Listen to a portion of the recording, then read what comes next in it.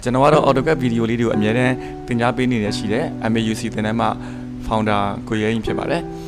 ကျွန်တော်ရဲ့ဗီဒီယိုလေးတွေကိုကြည့်ပြီးတော့ AutoCAD လေ့လာရတာလွယ်ကူတယ် AutoCAD လေ့လာရတာအဆင်ပြေတယ်နားလည်လွယ်လို့ပြန်ကြားသိရတဲ့အတွက်အများကြီးဝမ်းသာပါတယ်အဲ့တော့ AutoCAD လေ့လာပြီးတဲ့သူတွေအနေနဲ့ basic level ပြီးသွားတဲ့အချိန်မှာဘာတွေဆက်ပြီးတော့လေ့လာရမယ်လို့မေးထားတဲ့သူတွေအနေနဲ့ဒါက AutoCAD Advanced Drafting Course ဆိုတာရှိပါတယ်AutoCAD Advanced Drafting Course ကအဓိကဒီ AutoCAD နဲ့ပတ်သက်ပြီးတော့လုပ်ငန်းခွင်တွေကိုဝင်ကျင်တာသို့မဟုတ် AutoCAD ကိုဒီ level တစ်ခုထိတက်မြောက်ချင်တာကိုက basic level မှာနေမရက်နေဘဲနဲ့ basic ပြီးသွားတဲ့အချိန်မှာ AutoCAD ကို advanced level ထိတက်ရောက်ချင်တဲ့သူတွေအနေနဲ့ကျွန်တော်တို့က project တွေကိုရေးဆွဲတဲ့ဘက်ကိုဦးစားပေးပြီးတော့သင်ကြားပေးတာဖြစ်ပါတယ်အဲ့တော့ဒီကျွန်တော်ရဲ့ AutoCAD Advanced Drafting Course မှာဆိုလို့ရှိရင် basic ပြီးသားသူတွေအနေနဲ့ project တစ်ခုလုံးစာကိုစနစ်တကျ format ကြကြနဲ့ print ထုတ်တဲ့အထီကိုကျွမ်းကျွမ်းကျင်ကျင်ဆက်တက်သွားအောင်လို့ project ဘိုင်းကစပြီးတော့သင်ကြားရမှာဖြစ်ပါတယ်အဲ့တော့ဒီပုံဆွဲတဲ့အပိုင်းကနေပြီးတော့နောက်ဆုံး print setting တွေ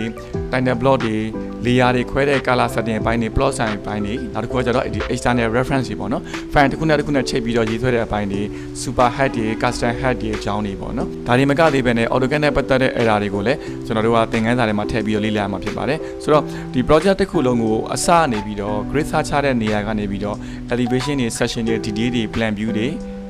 ၄ရောက်ပိုင်းထုတ်နိုင်တဲ့အချိန်အထိ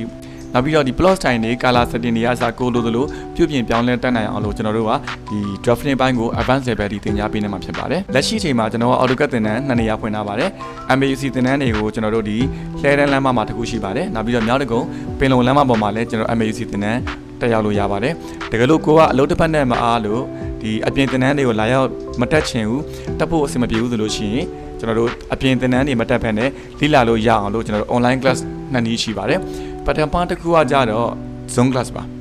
ပုံမှန်တိုင်းပဲကျွန်တော်တို့တစ်ပတ်ကို2ချိန် Zoom class နဲ့ direct သင်ကြားလို့ရနိုင်ပါတယ်အကယ်၍ကိုကလုပ်ငန်းခွင်ထဲမှာအလုပ်တစ်ပတ်နဲ့ Zoom class ကိုအချိန်မပေးနိုင်တဲ့သူတွေအနေနဲ့ဆိုလို့ရှိရင်ကျွန်တော်တို့ video record class ကိုတက်လို့ရပါတယ် video recording class ကကြတော့ဒီအလုပ်တစ်ပတ်နဲ့ Zoom ကိုမ join နိုင်တဲ့သူတွေအတွက်ကျွန်တော်တို့ကအပတ်စဉ်လေ့လာရမယ့်သင်ခန်းစာတွေကိုvideo record နဲ့ unit လိုက်ပို့ချပေးတာဖြစ်ပါတယ်အဲ့တော့လေးလာပြီးတော့နားမလည်တဲ့အပိုင်းလေးတွေကိုဆွဲလို့အဆင်မပြေတဲ့အပိုင်းတွေကိုမေးချင်တာလေးတွေကိုလည်းကျွန်တော်တို့ group ထဲမှာလွတ်လပ်စွာမေးလို့ရပါတယ် AutoCAD Basic လေးလာပြီးတဲ့သူတွေအနေနဲ့ AutoCAD Advanced တွေ Drafting ဘိုင်းတွေ Project ဘိုင်းတွေကိုရေးဆွဲသူတွေအနေနဲ့ Advanced Drafting Course ကို join လို့ရပါတယ်